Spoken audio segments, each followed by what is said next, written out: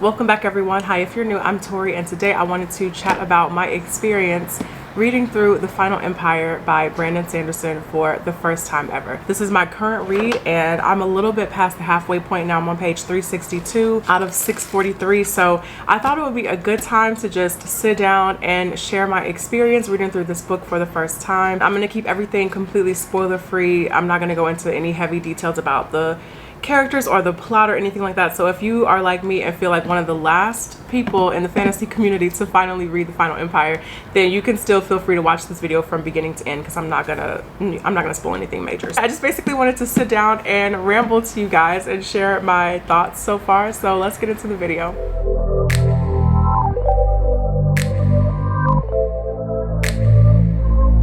I've read Brandon Sanderson before. I've read his young adult science fiction book Skyward, and I've also read a little bit of the second book Starsight. So even before coming into The Final Empire, I had, somewhat familiarity with Brandon Sanderson's writing on the YA level and just got a little bit of a feel for what he could really do with world building. So I already knew that that was something that I would really appreciate in his adult epic fantasy whenever I got around to it. And so far, this has just been an amazing read for me. I'm kind of surprised by how much I'm actually loving this book. I'm not gonna lie, it was a little bit daunting coming into The Final Empire for the first time, and I think that's just because, in the back of my mind, going into the prologue, I already knew how big the Mistborn trilogy was, era 1 and 2. I know people who love both eras. And then also the Stormlight Archive, and I was already aware of just the Cosmere as a whole, so I knew how big Brandon Sanderson's worlds were. I just know how much everybody loves his books. So yeah, it was a little bit intimidating coming into this for the first time. I'm just like, I opened the prologue and I was like, well, here we go, like this is it. I'm starting this massive world and about to be immersed in the Cosmere for the first time. So it's been really good so far. So this takes place in the Final Empire in this city called Luthadel, and there's also, it takes place in another like neighboring city that's about an hour away that they keep traveling back and forth between. So no real nuggets yet about the Cosmere as a whole. So far it does feel like a very like insular story that I've been reading so far in just this very contained setting, which is really nice. Coming into this for the first time, I had no idea about the plot. I had no idea about the setting. I had no idea who the characters were. The only thing I knew for sure coming into this book was that there was some kind of magic system in the Mistborn trilogy that was called allomancy, and I knew it had something to do with metals, but even knowing that, I had no idea the extent to which it had to do with metals. This is amazing. So I do want to talk about just kind of the basic plot. So if you are like me and you want to read this and you're just like, I have no idea what this book is about, at its core, this is, I would say, like the ultimate heist story, conspiracy story. Okay, we'll start with one character. We have one main character who we're following, and they are this like really experienced criminal thief, and they have put together this crew to essentially start the ultimate rebellion, something like the Final Empire has never seen before. And we have our other main character, Vin, who is this young, she's about 16 years old, and she finds herself getting wrapped up into the other main character. His name is Kelsier. She finds herself getting wrapped up into Kelsier's crew. So at the very core of the story, that is what's happening. They're just kind of sowing the seeds of rebellion and trying to put certain things into motion that will start all this chaos in the empire and turn the great houses in the city against each other. So that is what's going on so far. But on top of all of that, you have the magic system, which, oh my god, you guys,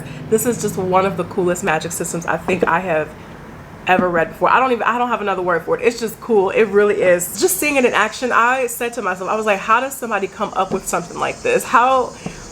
What was the process that led to Sanderson being like, you know what, this is a really good idea?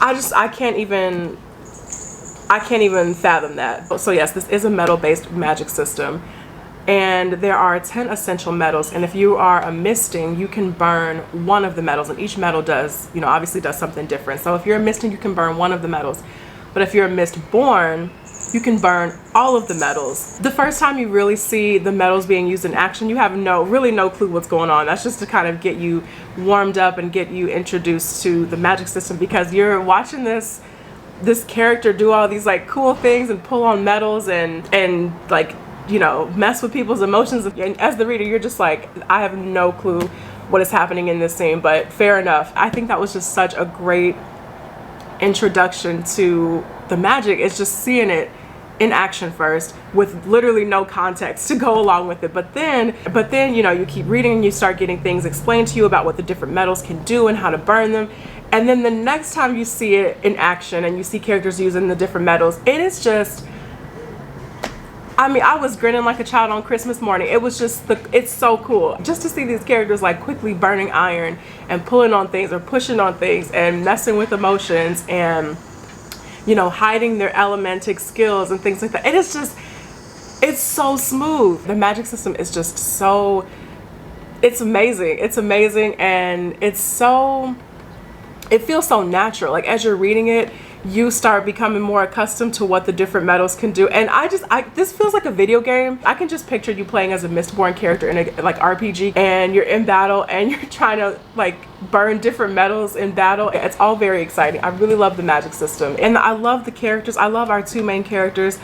Vin, I think there is just such a great emotional connection made between Vin and the reader very early on in the book, and she is just this, she's grown up on the street, she's had this really hard life, and she's this really hardened character and just doesn't trust anybody, and she just doesn't trust anyone. And it's so sad to read about, because as she gets kind of wrapped up in Kelsier's crew, you just want the crew to prove her outlook on life wrong and just show her goodness and show her kindness. I just want the best for Vin, so I really love her, and just following her journey so far has been just, it's been a really good read. And then also the other main character that we have is Kelsier, and he's something of a mentor to Vin, and he is fascinating. He is this like charismatic, charming, that is one thing that kind of annoys me. He's always smiling. Every time Kelsier is in the scene, he's smiling about something, he's grinning, he's like soft smiling. He smiles a lot, but you know, as you get to know him, he also has this really sad past that he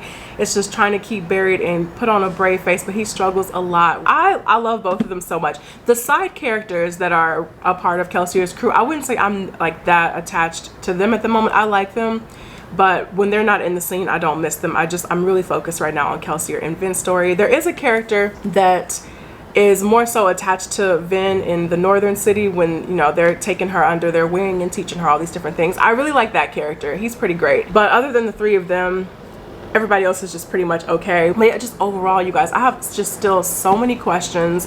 I feel pretty solid on the magic system. There's still a lot that that is unfolding about the magic system and things that Vin is learning, but I do have a lot of questions still about just the world in general. I have a lot of questions about the Dark Ruler, who has been set up to be the main villain for this trilogy. So just a lot of good questions. This feels like the kind of story that you just want to read until like 3-4 o'clock in the morning and just completely immerse yourself in and lose yourself in. It's been such a good reading experience, and I attribute a lot of that, this ease of immersion in the story, to Sanderson's writing. It's very simple, and I don't mean that in a negative way at all. It is a very simplistic writing style. I really don't know how to explain it. It's just like someone is telling you this really amazing story minus all of the fluff. I think the story just flows so smoothly, and there's been nothing in the prose that has felt jarring, and I'm just like, oh, that was a really awkward sentence. So yeah, nothing like that. It's almost like the prose itself is in the background and your eyes are just gliding over the page. I don't even know if you can call it a writing style, because there's nothing really that distinct about it. It just is. It's just storytelling. I don't know how else to explain that, but I don't even know if it continues throughout the rest of the trilogy, or if this is something that is, you know, that continues on at something like the Stormlight Archive. But it just really is a like just natural, like kind of smooth flowing storytelling style. But yeah, I'm gonna finish this up probably in the next day or so. Like I said, I am on page 362 at this point. Well, 363. I'm on chapter 22. And then I also have the other two books waiting to go. The second book is The Well of Ascension, and then the third and final book in this Era 1 trilogy is The Hero of Ages. And so far, both of the titles for books 2 and 3 have already been mentioned in The Final Empire. So I'm liking that little foreshadowing going on. It's really cool. And yes, I am the kind of person that buys a trilogy without having finished book 1. I'm really glad we could establish that about myself. So yeah, that is it for me, you guys. I'm just really excited to be reading this trilogy for the first time, and just had to get out some of my rambly thoughts to you guys about just how much I'm really enjoying it. It definitely has been worth the read for me so far. So I can't wait to continue on. Let me know down in the comments what you guys think of Era 1 Mistborn. Absolutely no spoilers, please. And I will see you guys in the next video. Take care.